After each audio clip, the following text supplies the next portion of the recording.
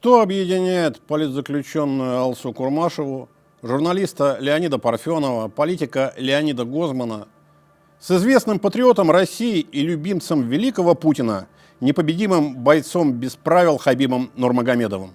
Мы объясним. Говоря о путинской России, часто вспоминают старый принцип диктаторов: друзьям все, остальным закон. Если с первым тезисом максимы «друзьям все» можно согласиться, то со второй частью нет. Закон не всем и не всегда. Иногда карающий меч правосудия обрушивается на случайных жертв, но чаще на персональных врагов режима. На друзей никогда. Хабиб Нурмагомедов, если и не друг, то точно не чужой Путину человек. Это один из величайших мастеров боевых искусств. Он родился в дагестанском селе Сельди в 1988 году. С детства тренировался под руководством своего отца, мастера спорта СССР по вольной борьбе и тренера по самбо. Хабиб – двукратный чемпион мира по боевому самбо, но главный – он чемпион в легком весе по смешанным единоборствам по версии UFC, международной организации, проводящей бои ММА. Это те ребята, которые в шортах бьются в октагоне в 8-гранной клетке. Личную боевую карьеру Хабиб завершил в 2020 году, в очередной раз подтвердив свое чемпионство и ушел непобежденным. 29 побед в 29 боях. Хабиб – дважды кавалер ордена за заслуги перед Республикой Дагестан, заслуженный работник физической культуры Чечни, лидер всевозможных рейтингов успешных и знаменитых, второй по популярности мусульманский спортсмен в мире после футболиста Ливерпуля Мохаммеда Салаха. Один депутат Госдумы из Дагестана даже писал Путину письмо с просьбой присвоить Хабибу звание Героя России. Пока вроде не присвоили. Инстаграм Хабиба – 36 миллионов подписчиков. В 1,5 раза больше, чем у Ольги Бузовой. И его, очевидно, любит Владимир Путин. В 2018 году, после боя Хабиба с ирландцем Макгрегором, Путин позвонил дагестанскому бойцу и поздравил с победой, а через несколько дней уже встретился лично. Президент UFC Дана Уайт спустя годы рассказал, что Путин за эту победу подарил Хабибу недвижимость в России на сумму около 20 миллионов долларов, не уточнив, что это за недвижимость, и не приведя никаких подтверждений. Через год при посещении Дагестана Путин опять находит время для Хабиба, встречается с ним и опять поздравляет. Позвонил Путин и в июле 2020 года выразить Хабибу соболезнования в связи с кончиной его отца Абдулманапа Магомедовича. После завершившего карьеру победного боя в октябре 2020-го опять звонил и поздравлял. Ковид личной встречи помешал. Пожалуй, не каждый губернатор так часто общается с президентом. И уж наверняка не каждый губернатор или министр так часто слышит поздравления и похвалы. Признавая, что Хабиб в октагоне выступал не за страну, а в личном качестве, Путин подчеркивал: Хабиб – наш гражданин. Гражданин России, нам не безразлично, как к нашим гражданам относятся. Хотя был скользкий момент у Хабиба в биографии, был. В 2018 году его дядя Алекс Нурмагомедов, проживающий в Полтаве гражданин Украины, в интервью заявил, что в юности Хабиб пытался получить украинское гражданство и выступать, соответственно, за Украину. По словам Алекса, в гражданстве Хабибу отказали. Отец Хабиба тут же назвал это полным бредом и заверил государственное агентство РИА Новости, что никакое гражданство никто менять не собирался. Некоторые зрители боев без правил заметили, что Хабиб никогда не выходит с флагом России, и поставили ему это в вину как отсутствие патриотизма. Журналисты неоднократно пытались задавать Хабибу вопросы о флаге, но раз за разом он уходил от ответа, заметно раздражаясь. Высказываться на многомиллионную аудиторию в Инстаграме о вопросах нравственности в родном Дагестане – пожалуйста. Заочно поругаться с Тимати, почему бы нет. Поддержать палестинцев, само собой. А вот комментариев Хабиба о войне в Украине вы не найдете. Но все-таки, почему Хабиб Нурмагомедов так уходит от вопроса о флаге России? Кажется, мы нашли ответ. Судя по информации, которую обнаружил Центр Досье, Хабиб Нурмагомедов дал клятву поставить себя и свои таланты на службу стране, защищая ее флаг. Только эта страна не Россия. Помог разобраться один из наших читателей, приславший форму проверки с сайта пограничной таможенной службы США. Специальный интернет-ресурс позволяет отследить пересечение американской границы иностранцам. Для того, чтобы увидеть поездки, необходимо ввести имя, фамилию, дату рождения, номер паспорта и страну, выдавшую документ. В соответствии с данными американских пограничников, Хабиб Нурмагомедов является гражданином Объединенных Арабских Эмиратов. Сам Хабиб об этом никогда не упоминал. История с вероятным предоставлением Хабибу Нурмагомедову эмиратского гражданства интересна сама по себе. Закон Эмиратов суров. Страна, в которой более 0,9% населения составляют иностранцы, заботится о сохранении национальной идентичности граждан. Получить гражданство по праву рождения Нурмагомедов очевидно не мог. Родился он в Дагестанской ССР, и ни один из его родителей никогда не был гражданином Эмиратов. Натурализация до 2021 года тоже вроде невозможна. Хабиб Нурмагомедов не араб, и он не проживал на территории государства более 30 лет. Да и в любом случае отказ от любого другого гражданства был бы обязательным. Есть исключения, но они введены только в 2021 году. С этого года гражданство Эмиратов может быть предоставлено врачам, изобретателям, ученым или личностям с творческими способностями. Или инвесторам, владеющим в Эмиратах недвижимостью. Эти лица сохраняют право на прежнее гражданство. Что ж, под определение инвестора Хабиб вроде подходит. Недвижимость в Эмиратах у него есть. Правда, как писали ведомости, Хабиб в нее не инвестировал. Утверждается, что шейх подарил своему любимому бойцу и его команде тренировочный зал в Абу-Даби. Но кого интересует, кто кому что подарил и кто куда инвестировал, если твой друг наследник престола? Но ведь получить гражданство Эмиратов за инвестиции стало возможно только после 2021 года, а если верить данным американской таможенно-пограничной службы, паспорт был получен гораздо раньше, не позднее 2014-го. Но, впрочем, мы не можем знать до конца, как функционирует американская информационная система, и не исключено, что она показывает нам все предыдущие посещения США Нурмагомедовым, в том числе и с другими паспортами, например, с российским. Само по себе приобретение второго, третьего, четвертого, да любого количества других гражданств для гражданина России не наказуемо. Ограничения действуют для чиновников, депутатов, военных, полицейских, но Хабиб не депутат, не министр. Наказуемо неуведомление о другом гражданстве.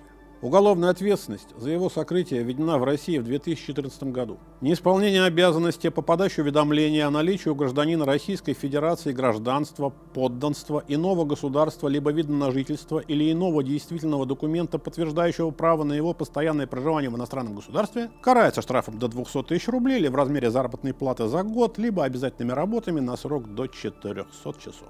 В течение 2 месяцев после получения паспорта другой страны не уведомил власти, получи уголовное дело.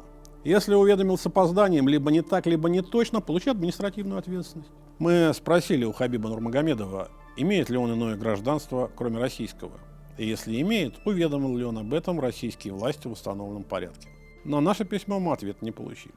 Мы полагаем, что есть основания считать, что эмиратское гражданство Хабиб от российского государства утаил. И вот почему. В законе о деятельности иностранных лиц в информационно-телекоммуникационной сети интернет на территории Российской Федерации, действующем с 2021 года, сказано: иностранные лица, осуществляющие деятельность в сети интернет на территории Российской Федерации, обязаны соблюдать требования, запреты и ограничения, предусмотренные законодательством Российской Федерации. У Хабиба Нурмагомедова множество бизнес-проектов не только в Эмиратах, но и в России. И с июня 2020 по декабрь 2023 года он был участником с долей в 25% в ООО «Первый мобильный». Это оператор мобильной связи, работавший под маркой «Просто». И это законом об иностранцах в Рунете вроде как тоже предусмотрено. Под действие закона подпадает иностранное лицо, являющееся провайдером хостинга или иным лицом, обеспечивающим размещение информационных ресурсов в сети интернет, пользователи которых находятся в том числе на территории Российской Федерации. А оператор просто как раз предлагал своим клиентам пакеты с интернет-трафиком. В норму закона укладывается. И Роскомнадзор ведет учет иностранцев и публикует их список на своем сайте. Данных о Хабибе Нурмагомедове или об ООО «Первый мобильный» мы не нашли. Так что вероятных вариантов 2.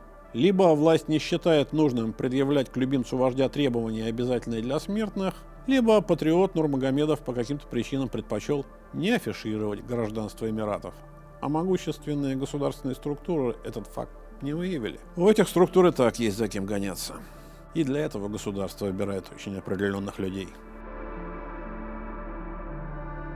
Статистика подтверждает, основная гонка за нелояльными или за теми, кого в нелояльности подозревают. Инициатор законопроекта об уголовной ответственности за сокрытие других паспортов, депутат Андрей Луговой, уже объяснил народу, зачем нужна эта норма. Цитата. «Государство и власть должны совершенно четко понимать, кто именно в нашей стране наиболее лоялен к своему государству. О первом деле стало известно в 2014, когда жители Ленинградской области прихватили на границе в Ивангороде с эстонским видом на жительство. Сколько всего граждан России привлекли по этой статье, нам неизвестно. Данные судебной статистики доступны только с 2016 года. Но зато с ними все более-менее понятно. Максимальное число приговоров, 13, было в 2016 году, в 2017 – 10, в 2018 и 2019 по 11, в 2020 всего 2, в 2021 – 4. Почти все штрафы. Несколько человек в год. Капля в море. Кому это вообще интересно? Даже по оценке миграционной службы в 2015 году второе гражданство имело около 5 миллионов россиян, а по некоторым экспертным оценкам в 2 раза больше.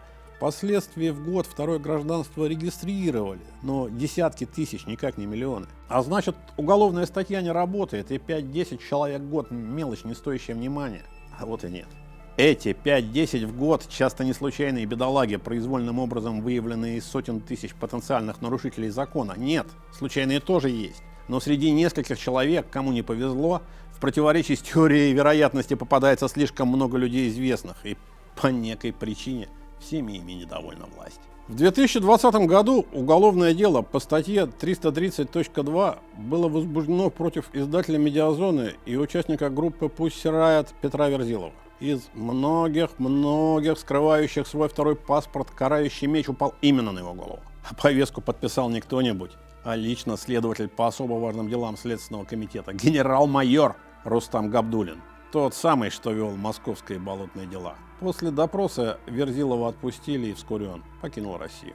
В июле 2022 года политик Леонид Гозман сообщил о том, что в отношении него и его супруги возбуждено уголовное дело о сокрытии гражданства Израиля.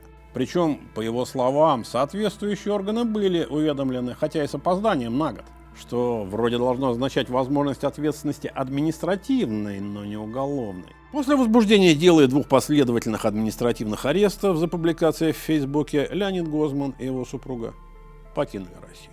В декабре 2022 года РИА, ссылаясь на источник в правоохранительных органах, сообщила о доследственной проверке в отношении Леонида Парфенова, так как он, якобы, не уведомил о наличии у него израильского гражданства. Парфенов к этому времени уже находился в Грузии и стал недоступен для российского правосудия. Но очевидный намек на то, что не надо возвращаться, получил. А иного смысла в распространении этой информации просто нет. 2 июня 2023 года в аэропорту Казани задержали Алсу Курмашеву, журналистку татаро-башкирской службы «Радио Свобода». Гражданка России и США, Курмашева постоянно проживала в Чехии, а в Россию прилетела в середине мая 2023 года по семейным обстоятельствам. На вылете ее и задержали, обвинив в сокрытии второго гражданства, изъяв паспорта и российский, и американский. 11 октября 2023 года мировой судья признал Курмашеву виновной в неисполнении обязанности по подаче уведомления о наличии у нее наряду с гражданством Российской Федерации гражданства иностранного государства и назначил ей штраф 10 тысяч рублей. Но в случае с Курмашевой это был только первый ход в игре. Пока журналистка находилась в России, ожидая приговора и не имея документов, против нее подготовили новое дело, и спустя несколько дней после приговора за паспорт ей предъявили обвинение уже по части 3 статьи 330.1 УК. Неисполнение установленной законодательством обязанности по предоставлению в уполномоченный орган документов, необходимых для включения в реестр иноагентов. По версии следствия, Курмашева должна была сама потребовать включить ее в реестр. Спустя еще 1,5 месяца против журналистки возбудили еще одно уголовное дело о распространении фейков об армии по мотивам политической ненависти. За книгу «Нет войне. 40 историй россиян, выступающих против вторжения в Украину». Алсу Курмашева сейчас находится в следственном изоляторе в ожидании суда. И очевидно, что дело о паспорте было лишь способом не выпускать неприятную для власти журналистскую из страны на время, достаточное, чтобы подготовить уголовное дело с гарантированным сроком в колонии. А вот среди приближенных к властным вершинам жертв статьи 330.2 незаметно не находится. В самом деле, не возбуждать же дело на лояльного Хабиба, когда его фото с мячиком и подписью «Неплохой день выдался вчера» собирает 500 000 лайков, даже если это пост в запрещенном Инстаграме.